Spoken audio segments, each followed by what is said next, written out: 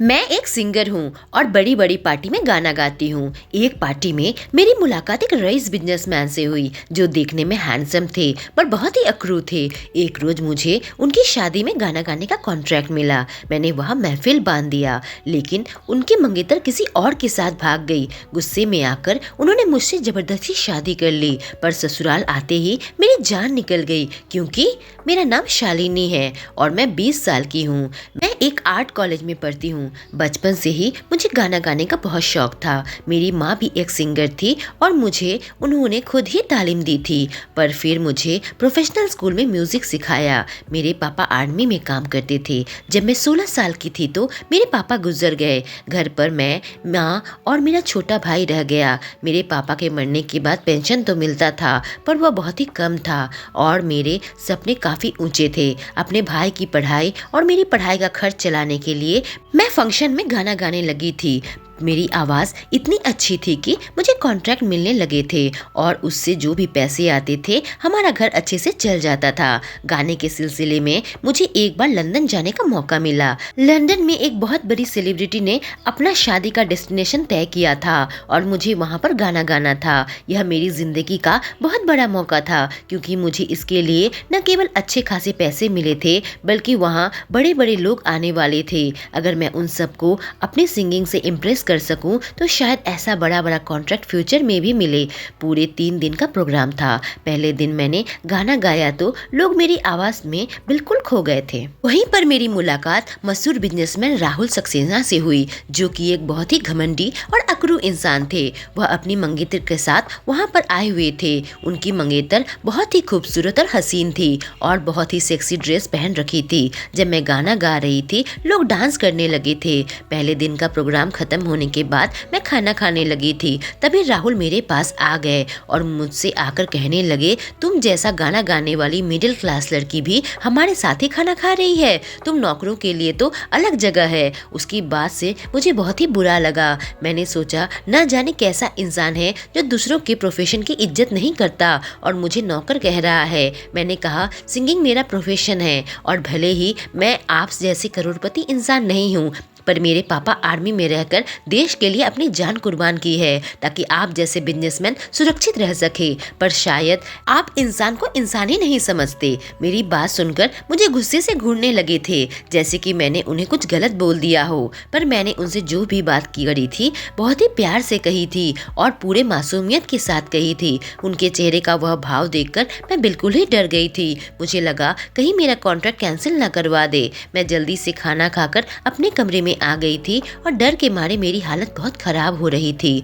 मुझे अपने आप से शर्म आने लगी थी कि मैं उन्हें यह सारी बातें क्यों कह दी, पर ऐसा कुछ भी नहीं हुआ और मैं अपने परफॉर्मेंस देती रही। लोग मेरा गाना सुनकर एंजॉय करते, डांस करते, पर कोई भी बड़ा सेलिब्रिटी मुझसे बात करने नहीं आए थे। शायद उनकी नजर में मैं इनविजिबल हूँ। अभी अचानक मेरी नजर राहुल पर पड़ी। राहुल मुझे घूर घूर कर देख रहा था। वह शराब की गिलास हाथ में लिए शराब पी रहे थे और अचानक ही वह मेरे पास आ गए। मेरी तरफ देखकर पूछने लगे, तुमने खाना खा लिया? मैं अपना फंक्शन खत्म करके चुपचाप खड़ी थी। मैंने कहा, नहीं, पहले सारे गेस्ट खा ले, उसके बाद ही मैं खाऊंगी, क्योंकि लोगों को अच्छा नहीं लगता कि मैं नौकर होकर उनके साथ खाना खाऊं। इसलिए जब तक सबका खाना नहीं हो जाता मैं भूखी ही रहूंगी। यह कह के मैंने एक मुस्कान दी ताकि वह समझ जाए। अचानक उसने एक वेटर को बुलाया और मेरे हाथ में एक वाइन की गिलास पकड़ा दी। मेरी आंखें बड़ी बड़ी हो गई। मैंने कहा, मैं तो अभी स्टूडेंट हूँ और मैं ड्रिंक नहीं करती। इस पर राहुल ने कहा, तुम मुझे मना कर रही हो? तुम तो बड़े पार्टीज का मैनर भी नहीं जानती। उसकी यह बात सुनकर अब मुझे गुस्सा आ गया और राहुल मन ही मन मुस्कुराने लगा। मुझे बहुत गुस्सा आ रहा था कि तभी राहुल मेरा हाथ पकड़ लिया। मैं बिल्कुल ही शॉक्ड हो गई और हाथ पकड़ के वह मुझे खींचता हुआ बाहर ले जाने लगा। मुझे समझ में नहीं आ रहा था कि वह मुझे कहाँ लेकर जा रहा है। उसने एक बड़ी सी कार में मुझे बैठा दिया और लंदन की सड़कों को मैं देखने लगी थी। रात के वक्त लंदन बहुत ही खूबसूरत लग रहा था। मैं मन ही मन सोच रही थी कि अपनी मॉडल मंगेतर को छोड़कर आखिर राहुल मेरे साथ यूं इतनी रात को जा कहाँ रहा है। अचानक ही मुझे अंदर ही अंदर घबराहट होने लगी थी, क्योंकि एक अनजान देश और अनजान लड़की के साथ यूं गाड़ी में अकेले मेरा दिल जोर जोर से धड़कने लगा था। राहुल मुझे एक बड़ी सी रेस्टोरेंट में लेकर आया। फिर उसने कुछ खाने का ऑर्डर कर दिया। वह मेरा रिएक्शन देखकर मुस्कुराया जा रहा था। मेरे समझ में नहीं आ रहा था कि आखिर राहुल मुझे यहाँ क्यों लेकर आया है। हम दोनों ने साथ डिनर किया। राहुल ने फिर मुझे होटल में वापस ड्रॉप कर दिया। अपने कमरे में आकर रात भर राहुल के ख्यालों में ही खोई रही और मेरे साथ जो कुछ भी हुआ वह सोचने लगी, आखिर वह मुझसे चाहता क्या है। अगली सुबह मैं उठकर तैयार हो गई थी। आज मेरा शो का आखिरी दिन है और मैं अपनी शो की तैयारी करने लगी थी। आज के दिन के लिए मैंने कुछ खास गाना भी तैयार कर रखा था। मैंने अपनी परफॉर्मेंस से सबका दिल जीत लिया था। पार्टी के बाद अचानक राहुल मेरे पास आया, कहा कि तुम बहुत अच्छा गाती हो, किस चीज की पढ़ाई कर रही हो। मैंने कहा मैं बीए कर रही हूँ और साथ ही फंक्शन करती हूँ ताकि मेरी पढ़ाई का खर्च निकल सके और मेरे भाई का भी। मुझे देखकर वह कुछ सोच में डूब गया था और उसके बाद अपने दोस्तों के साथ वह फिर से बिजी हो गया। उसकी खूबसूरत मंगेतर भी हर वक्त उसके साथ थी। मुझे समझ में यह नहीं आ रहा था कि कल अपनी मंगेतर को छोड़कर मेरे साथ डिनर करने क्यों गया। अगले दिन मैं इंडिया वापस आ गई। अक्सर मुझे राहुल का ख्याल आ जाता था और मैं मन ही मन मुस्कुराने लगती थी। मैंने इसके बाद भी कई सारे फंक्शन किए पर राहुल से मिलने का कभी मौका नहीं मिला। करीब 2 महीने के बाद मुझे एक बड़ा कॉन्ट्रैक्ट मिला। मुझे राहुल की शादी में गाना गाने का कॉन्ट्रैक्ट मिला था। राहुल शादी कर रहा है अपने मंगेतर के साथ। न जाने क्यों यह सोचकर मैं अंदर ही अंदर उदास हो गई थी, पर मैं जानती हूँ कि मेरे दिल में राहुल के लिए कोई फीलिंग्स नहीं है। वह रईस लड़का है, आखिर मुझसे शादी क्यों करेगा। ऊपर से अकड़ू और घमंडी है। बस मुझे उसकी शादी में जाना है और परफॉर्म करना है। 3 दिन का कॉन्ट्रैक्ट था और मैं अपने आप को बार बार समझा रही थी कि मुझे अपना बेस्ट देना है, पर न जाने क्यों मैं बहुत उदास थी और समझ में नहीं आ रहा था कि किस तरह से परफॉर्म कर पाऊंगी। फंक्शन से पहले जब मैं राहुल के पास पहुंची तो उसने मुझे अपने चॉइस की सॉन्ग की एक लिस्ट पकड़ा दी थी। कहा था कि वह चाहता है कि मैं इन्हीं सॉन्ग को परफॉर्म करूं। राहुल ने कहा मेरी शादी में तुम सबके साथ खाना खा सकती हो। उसकी यह बात सुनकर मैं चौंक उठी। मेरे चेहरे में एक मासूमियत नजर आने लगी थी। मैंने कहा सर, अगर आप मुझे खाना नहीं भी देंगे तो कोई बात नहीं, क्योंकि मैं आपकी पत्नी नहीं एक नौकर हूँ। यह सुनते ही राहुल गुस्से भरी निगाहों से मुझे देखने लगा था, क्योंकि मैं फिर से उसे ताने दे दिया था और मैं अंदर ही अंदर मुस्कुराने लगी थी। मुझे मुस्कुराता हुआ देख राहुल फिर से गुस्से में आ गया। कहने लगा इस देश में बहुत ही बड़ी बड़ी सिंगर है जो मेरी शादी में गाना गाने के लिए मर रही है। तुम्हें तो अपने आप को किस्मत वाली समझना चाहिए कि मैं तुम्हें यह कॉन्ट्रैक्ट दिया है। यह बात सुनकर मैंने कहा यह इम्पोर्टेंट नहीं है कि कौन कैसा गाता है, यह ज्यादा इम्पोर्टेंट है कि आप अपनी शादी में किसका गाना सुनना चाहते हैं। आप चाहते तो बड़े से बड़े सिंगर को अपनी शादी में बुला सकते थे, कॉन्ट्रैक्ट दे सकते थे, पर हो सकता है कि आप मेरा गाना सुनना चाहते हो। राहुल के चेहरे पर गुस्सा साफ नजर आने लगा था। मैं उसकी परवाह किए बिना वहां से निकल गई। बाहर निकल के भी मैं मुस्कुराने लगी थी। मुझे राहुल के चेहरे में हार देखकर खुशी मिलती है। मैं सोचने लगी थी कि कहीं राहुल मेरा कॉन्ट्रैक्ट कैंसिल न कर दे। उसने ऐसा कुछ भी नहीं किया तो मैं गाने की तैयारी कर ली थी और शादी के दिन मैं उसके वेन्यू में पहुंच गई थी। यह प्रोग्राम 3 दिन का था और मुझे वहां रुककर परफॉर्म करना था। शादी तीसरे दिन थी। राहुल और उसकी मंगेतर काफी खुश नजर आ रहे थे। मैं वहां पहुंचकर माहौल बनाने के लिए गाना शुरू कर दिया। लोग झूम रहे थे, नाच रहे थे। तभी राहुल मेरे पास आ गया और मेरा चेहरा देखकर कहने लगा शायद मुझे तुम्हें कॉन्ट्रैक्ट नहीं देना चाहिए था। मैं उसकी तरफ बड़ी बड़ी आंखें करके देखने लगी और कहने लगी क्या आपको मेरा गाना पसंद नहीं आया। उसने कहा तुम्हारा गाना मेरे दिल को छू लेता है। न जाने तुम्हारे गाने में ऐसा क्या है कि मैं सब कुछ भूल जाता हूँ, अपना दुख, अपनी तकलीफ। उसने कहा तुम बॉलीवुड में सिंगिंग क्यों नहीं करती। मैंने कहा मेरा उतना दूर तक कांटेक्ट नहीं है कि मुझे चांस मिल सके और मैं सिंगिंग अपनी और अपने भाई की पढ़ाई के खर्च के लिए करती हूँ। तभी राहुल ने वेटर को बुलाया और कहा कि मैडम के खाने पीने का ध्यान रखना, यह मेरी खास गेस्ट है, उसको कोई भी तकलीफ नहीं होनी चाहिए। राहुल ने मुझे अपना खास गेस्ट कहा। न जाने मुझे कैसा एहसास होने लगा था, पर 2 दिनों के अंदर ही उसकी शादी है। मेरी एहसास अब कोई मायने नहीं रखता। रात को जब प्रोग्राम खत्म हुआ तो मैं खाने पीने के बाद अपने कमरे में चली गई थी और फिर गिटार में एक धुन बजाने लगी थी। शायद मैं दरवाजा ठीक से बंद नहीं की थी। धुन खत्म होने के बाद मैं उठकर सोने के लिए जैसे ही जा रही थी मैं बिल्कुल चौंक उठी, क्योंकि सामने राहुल खड़ा था।